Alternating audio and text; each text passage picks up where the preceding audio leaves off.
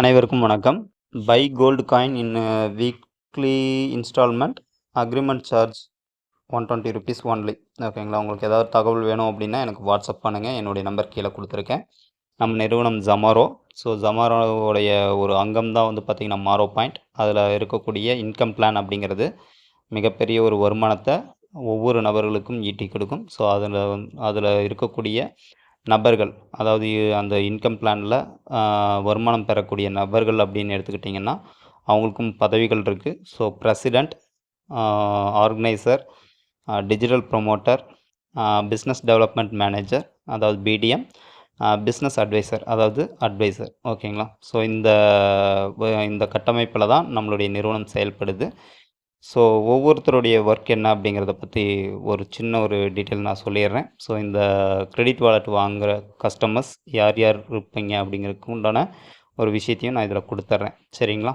So first விஷயம் வந்து பார்த்திங்க அப்படின்னா, ஒரு அட்வைசராக இருக்கக்கூடியவங்க, அதாவது பிஸ்னஸ் அட்வைசராக இருக்கக்கூடியவங்க 10 கஸ்டமர்ஸ், கிரெடிட் வாலெட் வாங்கக்கூடிய 10 கஸ்டமர்ஸ் இதில் கொண்டு வரணும். சரிங்களா?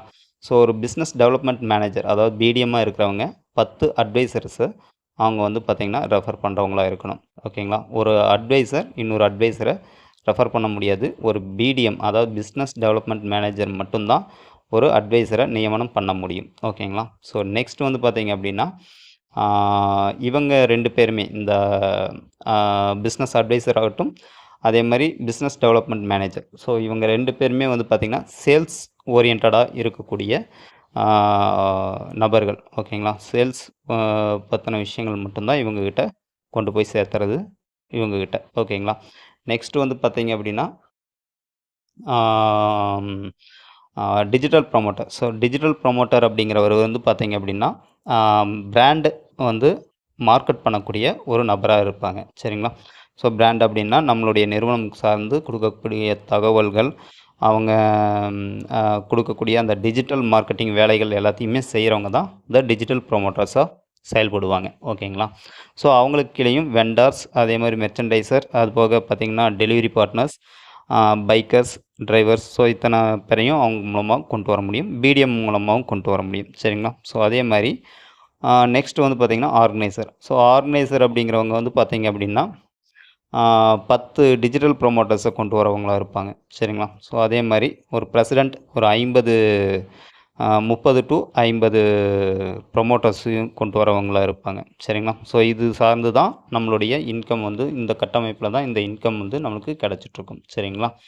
Okay, right. இப்போ நம்மளுக்கு வந்து பார்த்திங்க அப்படின்னா கோல்டு காயின் பர்ச்சேஸ் பண்ணக்கூடிய, கோல்டு காயினை வாங்கக்கூடிய கஸ்டமர்ஸ் தான் இதில் ரொம்ப முக்கியம். ஏன்னா நம்மளுடைய நிறுவனம் வந்து எம்எல்எம்மோ இன்வெஸ்ட்மெண்ட்டோ கிடையாது.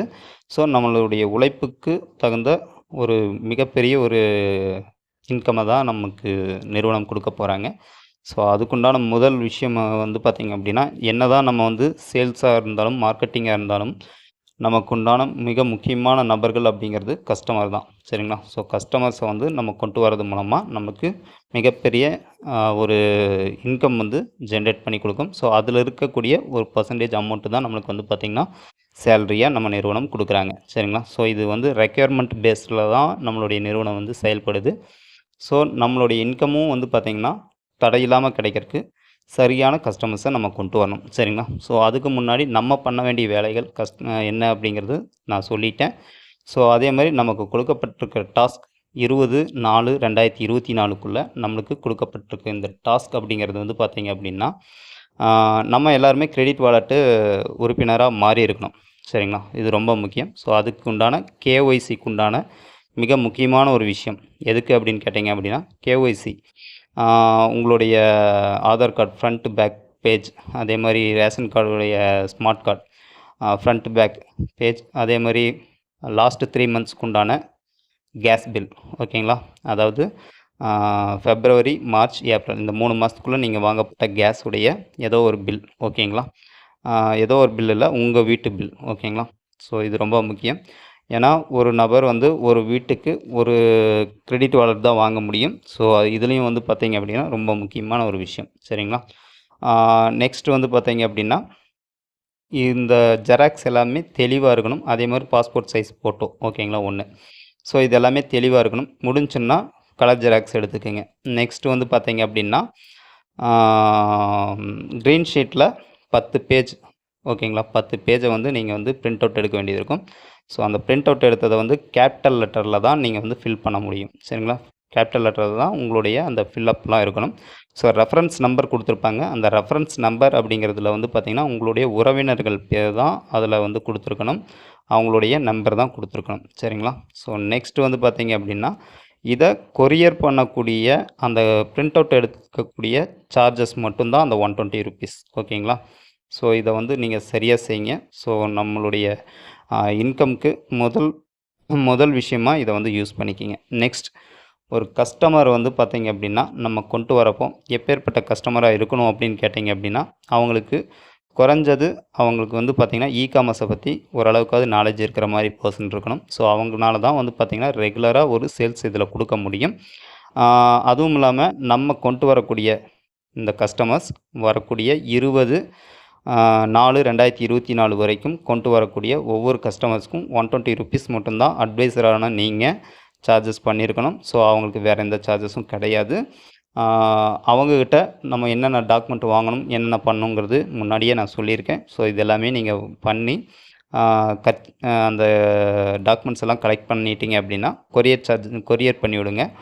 ஸோ கொரியர் பண்ணி அவங்களுக்கு வந்து பார்த்திங்க அப்படின்னா கிரெடிட் வாலெட் அப்ரூவ்ட் ஆனதுக்கப்புறம் அவங்களுக்கு வந்து பார்த்திங்கன்னா ஈஸியாக அவங்களால வந்து கோல்டு வாங்க முடியும். சரிங்களா. ஸோ கோல்டு வாங்காமல் வெறும் யூசேஜுக்கு மட்டும், அதாவது அட்டிலிட்டி சர்வீசஸ் ஆகட்டும், இல்லை மற்ற இதர நம்ம ஸ்ட்ரீட் பஜார் மூலமாக வாங்கக்கூடிய பொருட்களாகட்டும், ஸோ இதுக்கு மட்டும் அவங்க யூஸ் பண்ணுற மாதிரி இருந்துச்சு அப்படின்னா பண்ணக்கூடிய கஸ்டமராக இருந்தாங்க அப்படின்னா அவங்கக்கிட்ட 500 நீங்கள் வாங்கணும். அதாவது எதுக்குன்னா 120 ருபீஸ் இந்த கேஒய்சி கம்ப்ளீட் பண்ணுறக்கும் இந்த 120 ருபீஸ் வந்து இந்த டாக்குமெண்ட்ஸ் வந்து கலெக்ட் பண்ணி நீங்கள் அனுப்புறதுக்கு மட்டும் அந்த 120 ருபீஸ் வாங்கிடுங்க.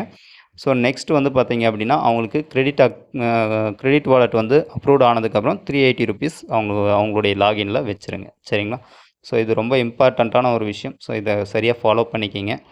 அதே மாதிரி உங்களுக்கு கிரெடிட் வாலெட் மூலமாக வாங்கக்கூடிய கோல்டுக்கு வாரம் நீங்கள் தவணை முறையில் காசு கட்டிக்கலாம்.